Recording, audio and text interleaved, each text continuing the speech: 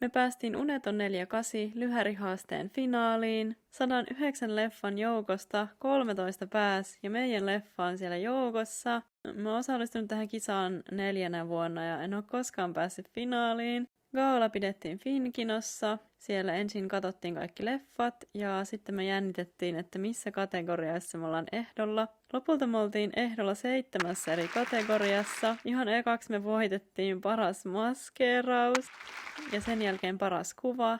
Sitten tuli toi pääpalkinto, tuomariston suosikki ja meidän leffa oli siellä shortlistattuna mukana.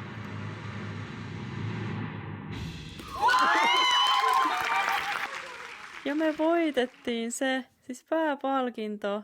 Mitä ihmettä, vau. Kiitos Uneton, kiitos meidän tiimi, kiitos tuomarit, kiitos kaikki. 3 palkintoa ja pääpalkinto. Me tehtiin hyvän säkävoittajaleffa. Ihan hullun siistiä, että päästiin niin kuin edes finaaliin. Ja sit siitä vielä nämä kaikki palkinnot, niin